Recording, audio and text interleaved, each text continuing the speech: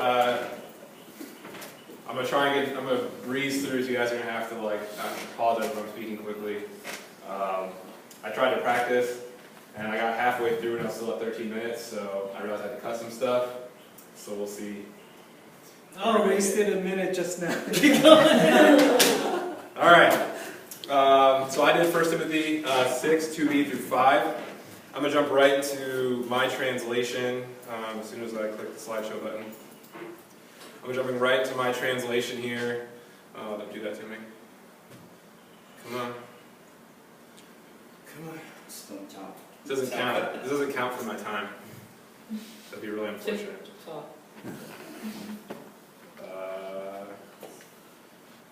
There we go. All right. So moving forward, this is my translation. Teach and encourage these things. If anyone teaches a different doctrine and does not devote himself to the healthy words of our Lord Jesus Christ, in the teaching in accordance with godliness, he is conceited, understanding nothing, but instead he has sick cravings for debate and disputes about words, out of which is produced envy, discord, reviling, slander, suspicion, wicked evil, and constant friction among the corrupted minds of men who are being deprived of the truth, believing that godliness is a means of gain.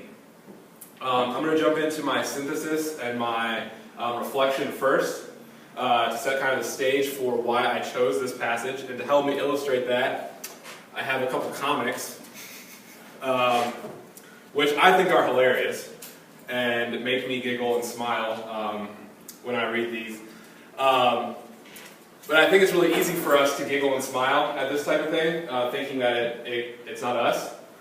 But if we're going to be realistically honest with ourselves, when we read passages like this in the New Testament, we should be reading ourselves in this. Because if I'm going to be really honest, I have to constantly stay on guard against being that next rock star pastor, or that next guy who makes a lot of money, or changing the message to suit my ends. And so while these are funny, and often we point at false teachers, we have to remember that this could very easily be us if we don't stay on guard against it.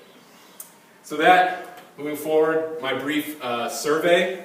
We all know there's 4 themes in 1 Timothy. We've talked about them in class.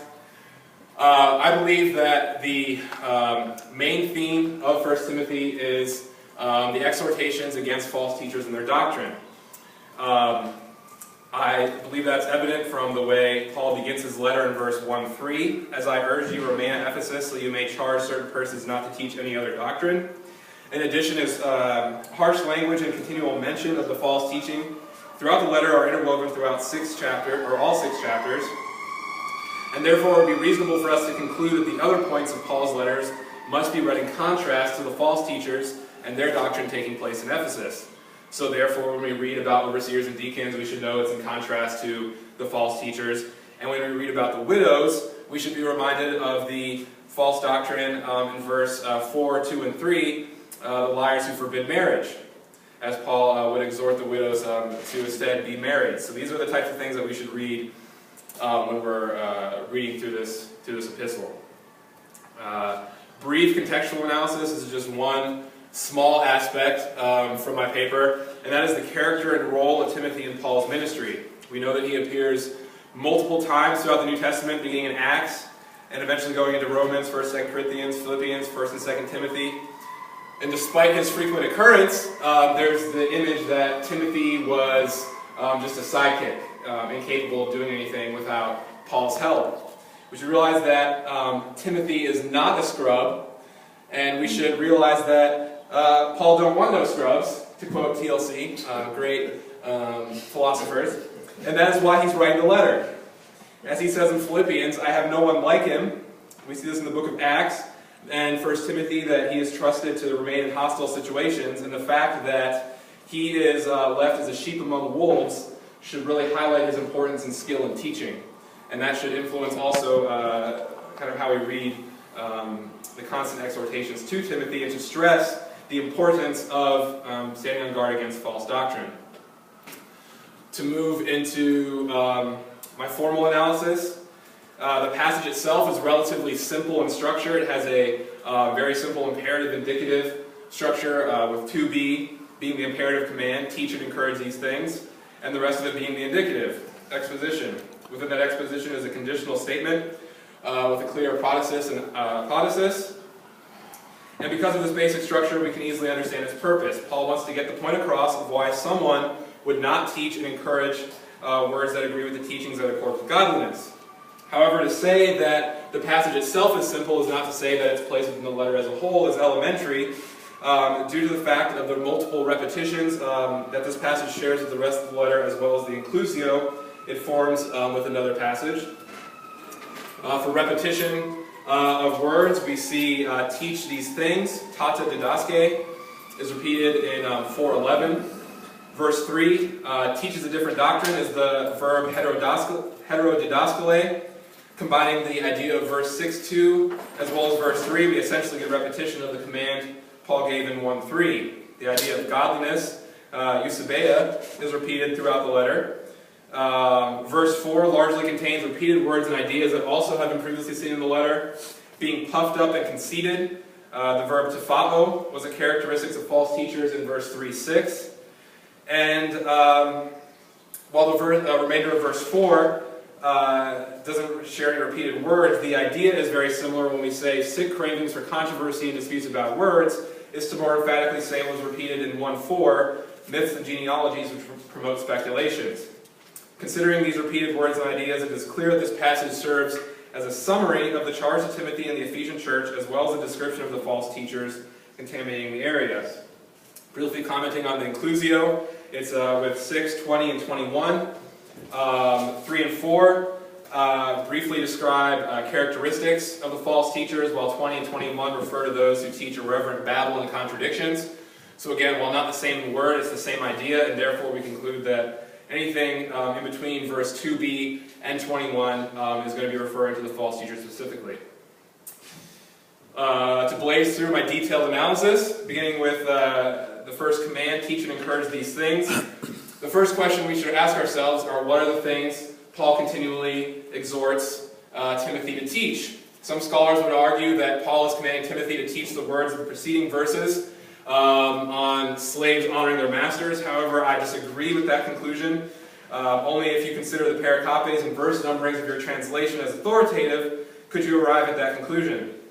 On the contrary, it is necessary that we remember the overlying theme of the letter. If we look forward to verse 1:3, not to teach another doctrine, which again is the verb heterodidaskaleo, we see that didaske and heterodidaskaleo flow into each other, and their close proximity suggests that they are related statements. Digging even deeper, we can see these two statements as contrasting. Timothy is to teach these things, that is, all of the sound teachings of Jesus, while the false teachers will teach other doctrine. Therefore, to break 2b up from verse 3 and following is to do a disservice to the intent of the letter, and it's crucial to assess 2b as a transitional phrase moving into the other passages, the other verses, excuse me.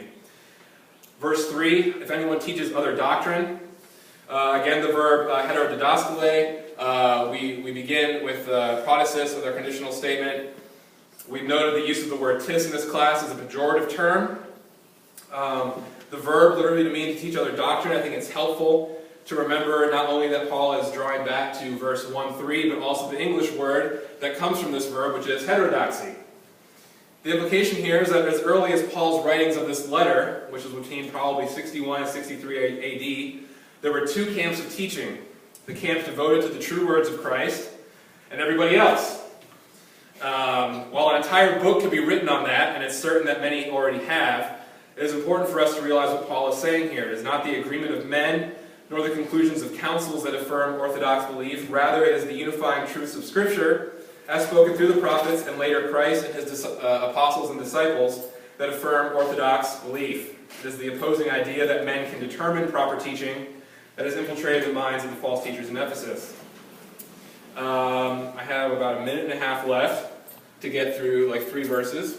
So instead, I'm briefly going to comment on the next verse, teaching healthy doctrine. What does it mean to teach healthy doctrine and devote oneself to it? I look forward to verse 11, where he says, pursue righteousness, godliness, faith, love, steadfastness, and gentleness, which should remind us of the fruits of the Spirit listed in Galatians 5. I also want to note that I translated this devote himself to healthy words rather than sound or wholesome, as many English translations do, because it plays off a wordplay of the preceding, or the following verse in verse 4, where it says that, but instead the false teachers have sick cravings. So this gives us the idea that true teachers are devoted to healthy words, while the false teachers have sick cravings. Being conceited and understanding nothing, the perfect tense should tell us that, should hint that the false teachers are in a relatively permanent state of mind that began in the past and is continuing in the present. And what we begin to see from all these descriptions moving forward is this progression of thought.